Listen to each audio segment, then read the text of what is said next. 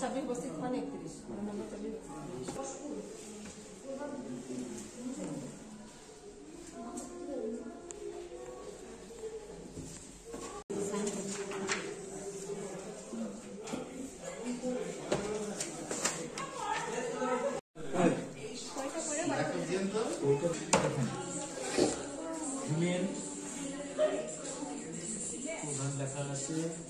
General ব্যাস আর কিছু করতে হবে না। রাত্রি অবধি করবেন না?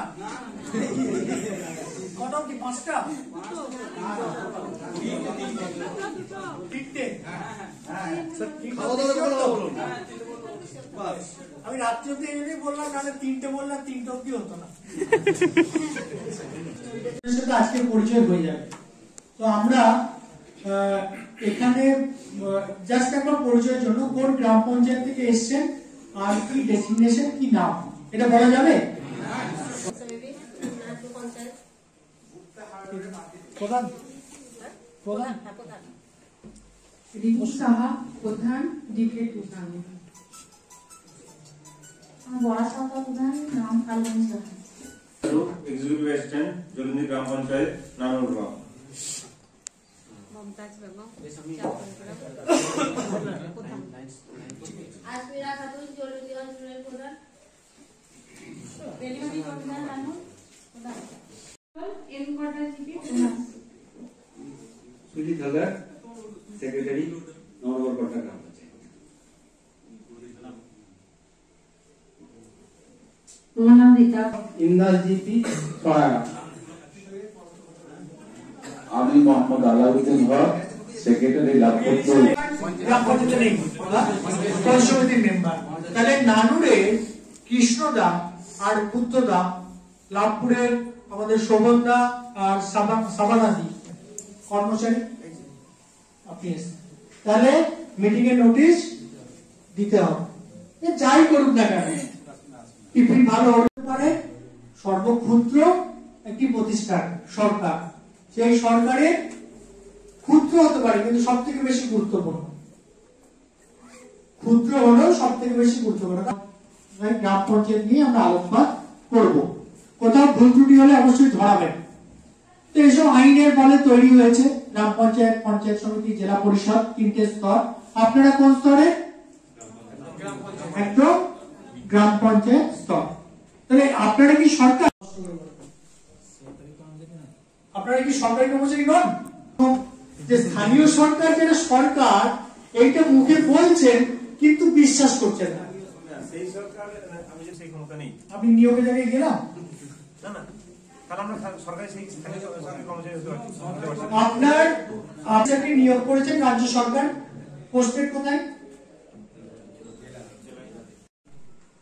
মানে আপনার কন্ট্রোল বিডিও সাহেবের থাকতেই পারে, প্রধানের উপর কন্ট্রোল বিডিও সাহেবের নেই। ওনার কন্ট্রোলটা কখন? ইলেকশনের সময়। ওনার কন্ট্রোল উনি অ্যাপ্লিকেটেড অথরিটি হিসাবে। সেই জায়গায় কেউ যদি কোন অভিযোগ করে, কেউ যদি কোন রকম তার প্রতি অনাস্থা আস্থা আনে, সেই ক্ষেত্রে ওনার বিচার্য ব্যাপার জায়গাতে আছে। গ্রাম পঞ্চায়েতের বাকি সিদ্ধান্ত নেওয়ার জায়গায় কারোর কিন্তু হস্তক্ষেপ, সেই কাজগুলো মনিটরিং করে। মনিটরিং করে মানে এগুলো করলে রাজ্য সরকার উপকৃত হবে, সেই জায়গাগুলো আপনাদের মাধ্যমে করেন। কখনো আমি নানুরে বসে দেখেছি, আপনার বিডিও সাহেব যেদিন মিটিংটা করছিলেন, আমি যেদিন ট্রেনিং এ গেলাম, উনি জাস্ট জানতে চাইছিলেন প্রোগ্রেসটা কি, উনি স্ট্র্যাটেজি তৈরি করবেন যাতে প্রোগ্রেসটা ভালো হয়, কিন্তু তাতে ওই আপনি পেরোল যাবেন, ঠিক আছে? পেরোল যাই থাক না কেন, কিন্তু আলটিমেট ওভারঅল ম্যানেজমেন্টের দায়িত্ব কিন্তু এক্সিকিউটিভ অ্যাসিস্ট্যান্ট।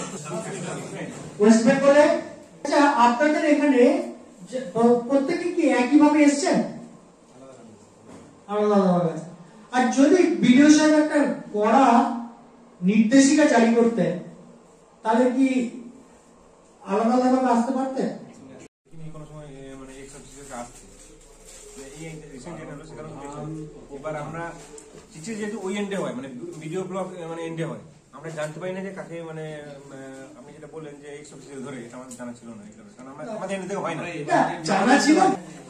আপনার প্রধান উপপ্রধান তো থাকছেন, তার সঙ্গে এক বা দুই এরকম যেটা 1 থেকে 3, তো সেখান থেকে ওই সঞ্চালকের প্রস্তাব আসছে, ওখানে বলা আছে প্রধান উপপ্রধানের মধ্যেও সঞ্চালক হতে পারে,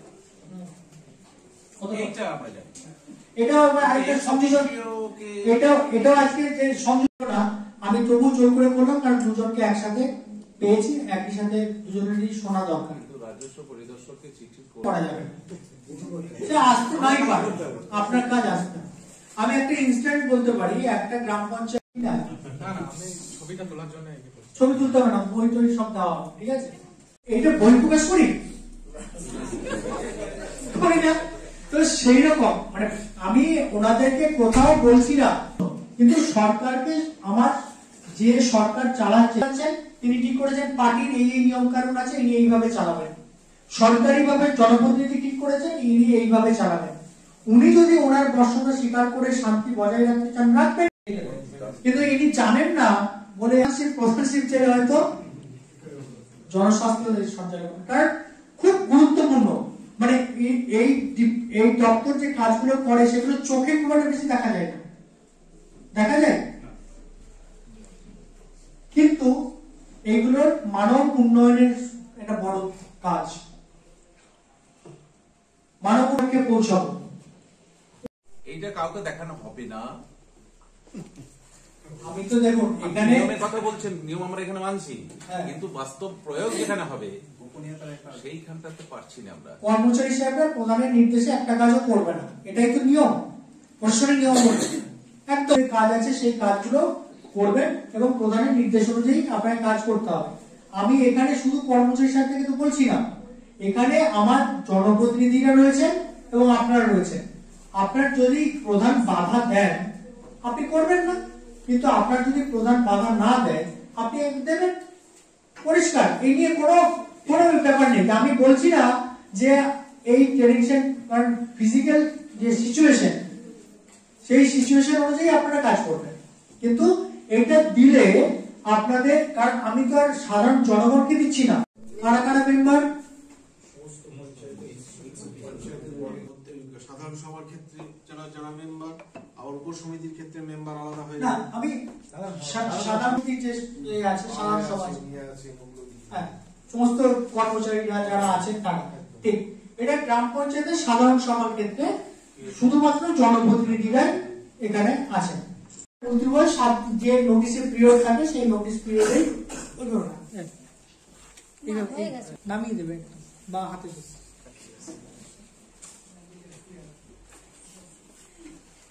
আমাদের কটি করতে হয়, কথা কোনো বলা নেই, কিন্তু সংশোধন তো হতেই পারে, মানে ভিডিওগ্রাফির কথা পঞ্চায়েত আইনে কোথাও বলা নেই, বর্ডার সেন্সে ওনার বলার অধিকার আছে, সেই অধিকার আছে, কিন্তু আমার যেটা বলা আছে যদি কেউ নোটিশ গ্রহণ না করে তাহলে তাকে লটকান জারি করতে হবে, এই কথাটাই বলা আছে।